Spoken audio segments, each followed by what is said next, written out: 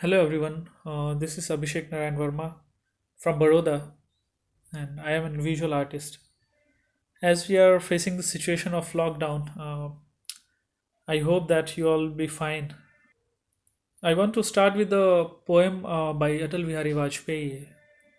He was a former Prime Minister of India, and I found that poem very relevant in today's time. And it says that आओ फिर से दिया जलाएं भरी दोपहरी में अंधियारा सूरज परछाई से हारा अंतर मन का नेह निचोड़े बुझी हुई बाती सुलगाएं आओ फिर से दिया जलाएं हम पड़ाव को समझे मंजिल लक्ष्य हुआ आंखों से ओझल वर्तमान के मोह जाल में आने वाला कल न भुलाएं आओ फिर से दिया जलाएं आहुति बाकी यज्ञ अधूरा अपनों के विघ्नों ने घेरा अंतिम जय का वज्र बनाने नौ दधीची हड्डियां गलाएं आओ फिर से दिया जलाएं the streets during the night here in Baroda, it resembles me of the painting of Edward Hopper, who is one of my favorite artists. His urban settings, landscapes, and interiors are all pervaded by a sense of silence. And yeah, during this tough time, I myself trying to document the everyday condition of my own world. These everyday conditions make up the existence of the character I depict.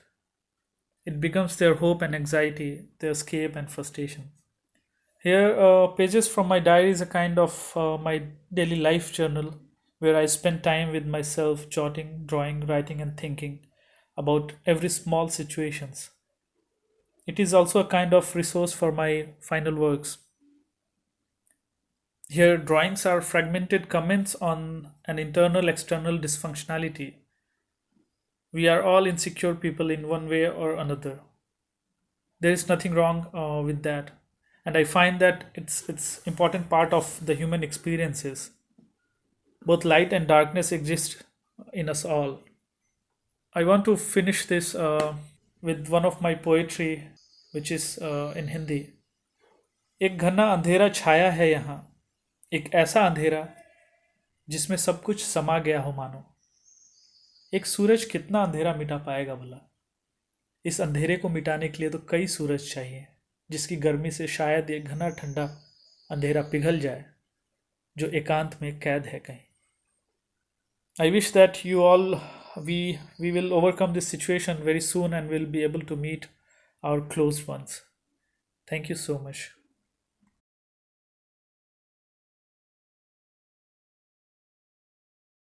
This is Indrapramit, and Waswo wanted me to respond with my two bits on this coronavirus crisis that the world is facing now. I don't think I have terribly new things to add. There is already so much available in terms of information and also misinformation in the net that we are kind of overwhelmed. But one thing is for sure, that this is an unprecedented event and which has forced the hands of many governments across the world to enforce lockdown for 21 days to a month. And in my lifetime, in even my parents' lifetime, I don't think anybody has seen anything like this. So it has ramifications which are very difficult to predict beforehand. But one thing is for sure, that there will be huge financial costs. And already we are getting news of how it is affecting people who are living below the poverty line, or even migrant laborers and people who are daily wage earners. But that is something very serious that the government will have to take into consideration. As for people like us who have their studios attached to their homes and who've been really stretched for time, this also provides an opportunity to look back at our practices and sort of recuperate, concentrate, reinvent ourselves, and also get down to doing some work.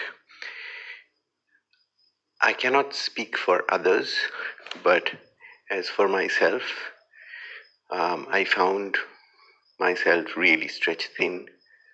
So this interim has been a bit of a boon in disguise for me to get back to my rhythm of working in the studio, reading, listening to music, and doing all kinds of things which was kept pending for a rather long time.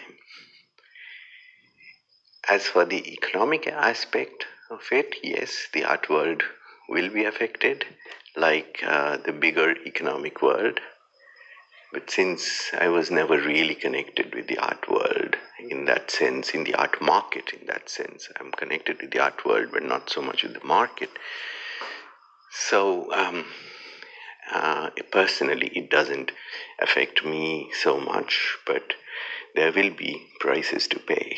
But the good news is that I live in Baroda.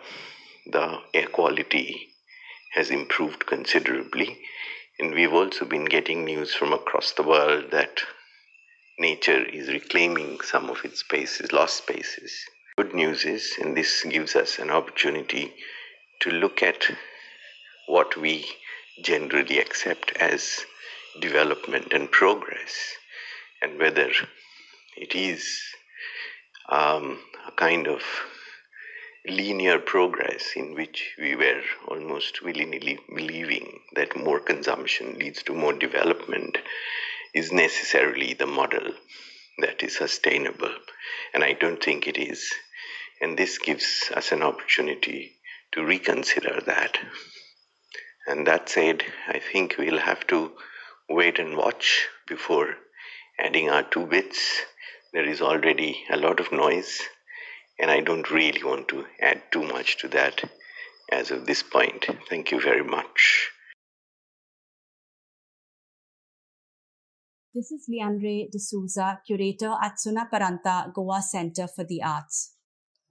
To answer your question of how we are responding to this present scenario, we at Sunaparanta have always believed that artists have a way of showing us how to live a humane life. And in this moment, when we are faced with this terrible outbreak, we feel that it is paramount to stay closer and even more connected with our creative community. In fact, we have just started a new online series, Surviving SQ, Self-Quarantine, where we want to hear from our cultural practitioners. Historically, we know that isolation is very much part of the artistic process. But how do we, non-artists, cope with containment? At a time when our old way of life is not making any more sense, we need to start writing new stories.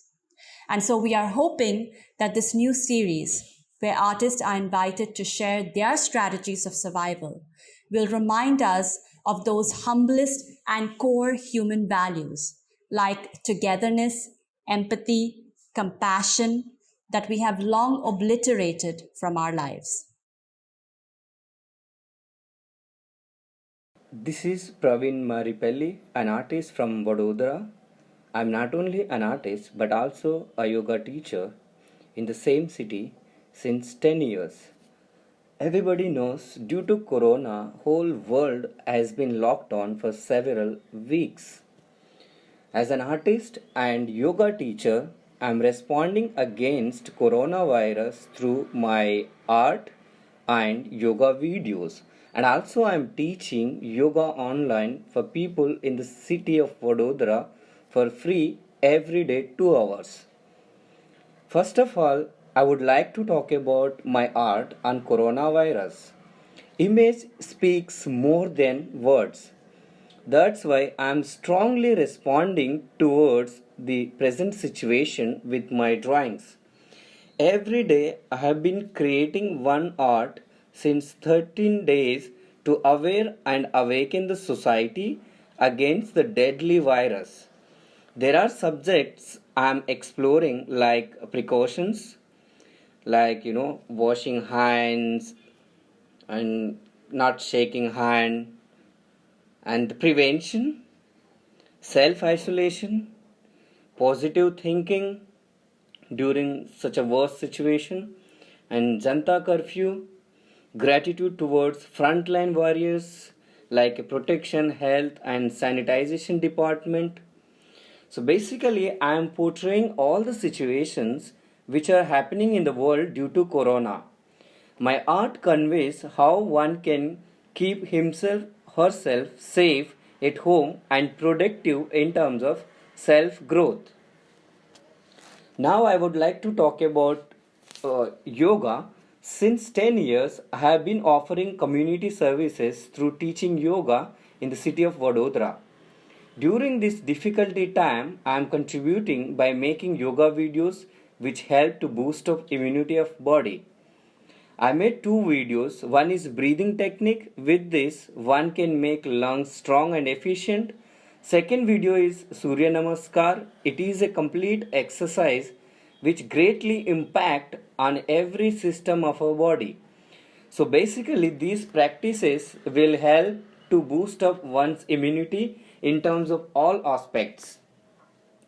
Strong message to the society as per the nation calls, one should lock down honestly himself or herself and use this time wisely to become creative and bring back own passion, for example cooking, writing, playing, dancing, making art, so on.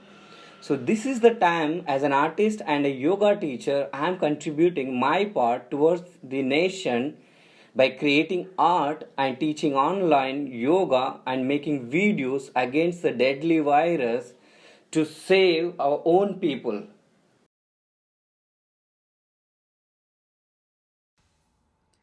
Hello, my name is Nupur Dalmia and I work as the director of Gallery Arc in Baroda. Thank you, Vaswo, for inviting me back to speak on the Evilo channel. This time about the impact of COVID 19 and this global pandemic on the art industry.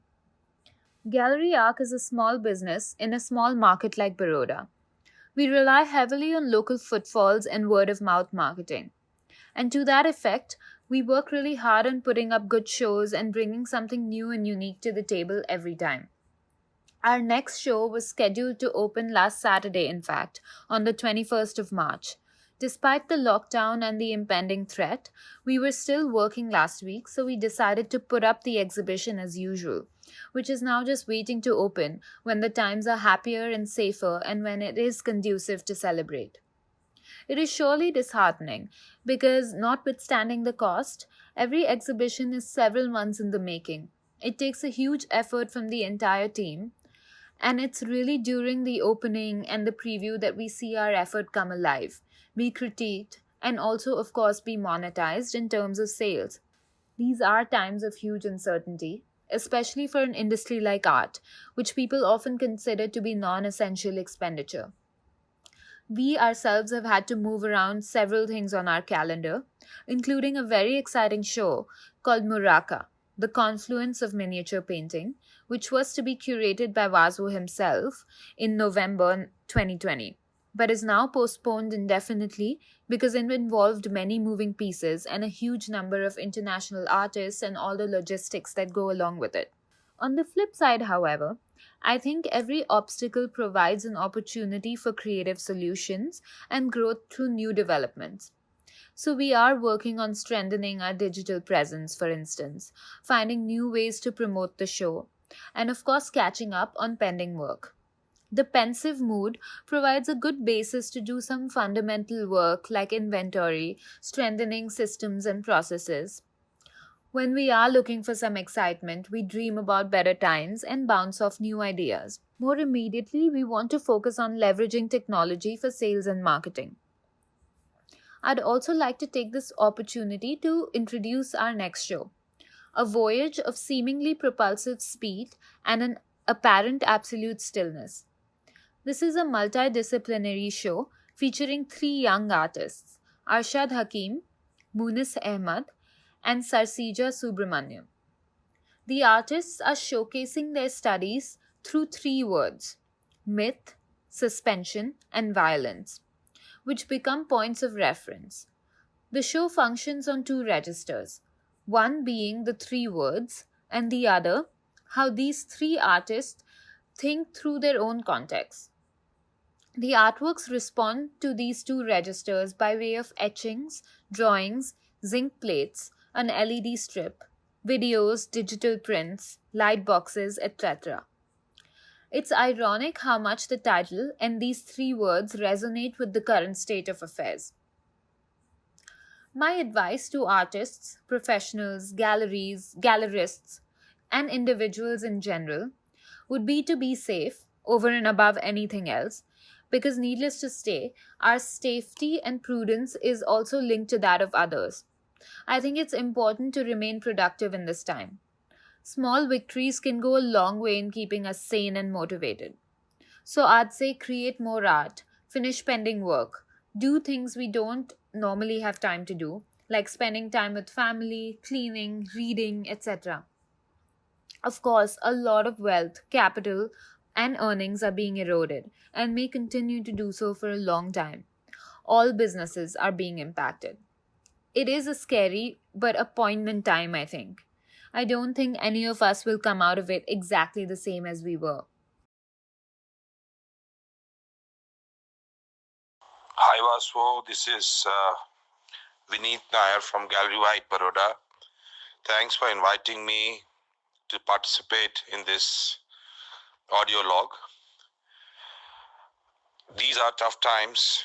Yes, we had closed down our gallery as well as the center at least 10 days prior to the government instructions. We, myself and my colleagues at the art center as well as the gallery are like family, and we are extremely concerned about each other. And obviously because of that, we have given our health our top priority, because of which I had announced a 2-month or close to, I would say, 45 days of lockdown, which ends on the 19th of April. Yes, we didn't know at that time what we are expecting ahead. In fact, we still don't know what exactly is going to happen. But I would like to reflect on how things may be going forward. I was very well there within the market during the fall of 2008, and at that point in time was participating as a collector.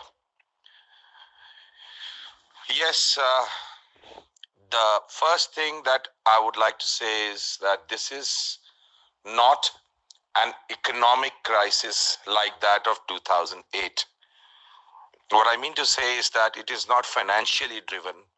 This is a health hazard. This is a very significant difference between the 2008 and 2020 fall, because this time we are having mass shutdowns of business. Economically, due to this, we have seen tremendous correction in the equity markets. We have seen valuations of top blue chip companies. The best companies have corrected from close to 30% to as low as 70%, which pretty much means that you can buy an ONGC stock at a 2002 price.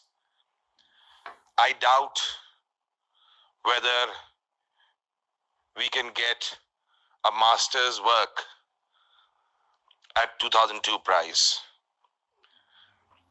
Art market is very different this way because we tend to not sell so much when the market crashes. So we don't really register so many low prices as compared to other equity markets.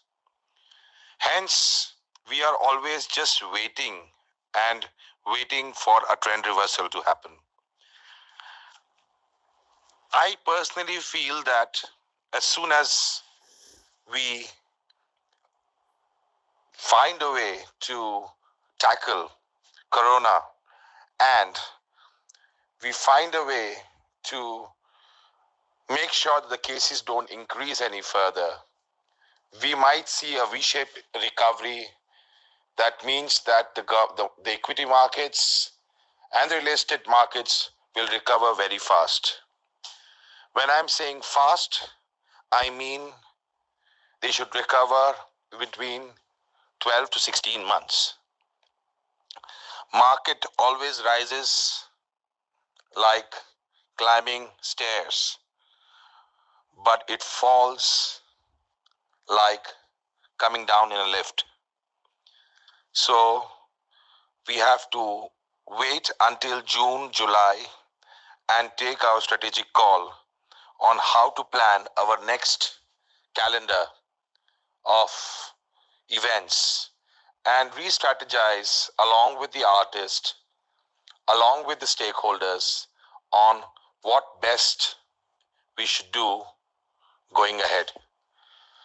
But these are difficult times and they'll surely end.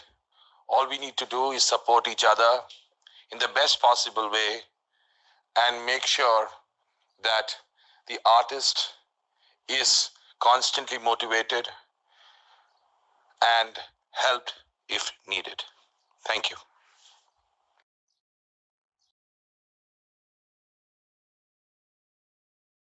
Hi everyone. This is Lina Vincent here. I am an art historian and curator based in Goa. Now, March was actually meant to be a really interesting month for me because there were several art projects that were going to start. And yes, it has been rather an unnecessarily interesting month, I guess, but we are all being positive and putting up with it. Well, to begin with, I had a show which was opening on the 6th of March in Bombay at the Piramal Art Residency, Piramal Art Museum, Mulund Gallery. And this was actually the culminating exhibition for a year-long program that was called Artist Incubator Program. And I had been working with the artists for over many months to actually bring about this program. I do remember one artist's work, Satyavijay Singh, and the work has been about the manner in which our urban spaces are being depleted and how it's affecting the human body. And he had a performance with a mask on his face. So that sort of really, I think, struck on a chord of reality there. Shrishti Gallery decided that it was better to have an open day instead. Through the 14th and the 15th, let people come in ones and twos and smaller groups just so that we do keep the physical distancing and that there are no crowds and that we are not really adding to the kind of problems that were already spreading around. And I think that this worked really well. People respected that. They came in, they spent time. They are still, I think, doing the same.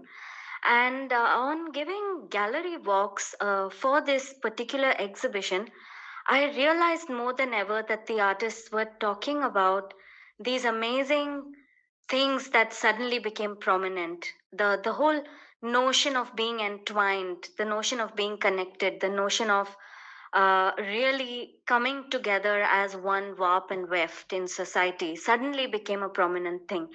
And one artist I'd particularly like to mention, that is Lavanya Mani, and her amazingly uh, beautiful work in textile and thread and embroidery, which speaks of anomalies. It actually speaks of disease and the body's reaction to disease. And I thought that that work suddenly became a sort of central piece in the entire thing.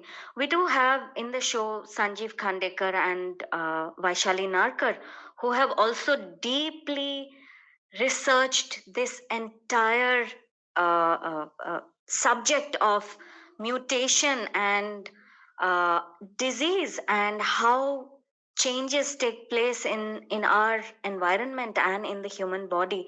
So with them and all the other artists, there was an amazing kind of uh, body of work that was being discussed at various different levels. And I hope that somehow people will continue to enjoy the show, until May 31st, when it's on.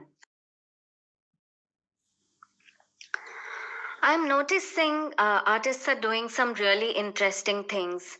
One good thing is that they have started sharing more of their processes. They are showcasing work online. Of course, this used to be done before too, but I think now there's a sort of new energy in sharing these things. Because one cannot be thinking of the commercial aspect of anything right now. We're all in the same boat. And some people are doing some really interesting collaborative things, like Nirali Lal's new project about touch, which I thought is such a beautiful way for us all to stay connected at a time like this, because we have to keep our sanity and we have to keep our positivity in place as well. And also Mayank Austin Sufi's little project on Instagram, which is collecting those isolation stories. I think that's also incredible. So we'll get along. I think that also the whole idea of climate change and how so many artists have actually had premonitions about this sort of space that we're living in right now. And I look back at so many works that were meaningful and are meaningful, and I think that artists can do some really, really incredible work in not only, building aesthetics into something of a social medium, but also touching each other and communicating with each other through these interfaces. This particular time period that we're living through, I think, will teach us lots of different lessons, and it will filter through into our art practices and the manner in which we actually share work in the future. So I look forward to that, and I continue to stay in touch with all the dear artists who send me things, and I look forward to watching more videos from Evil O.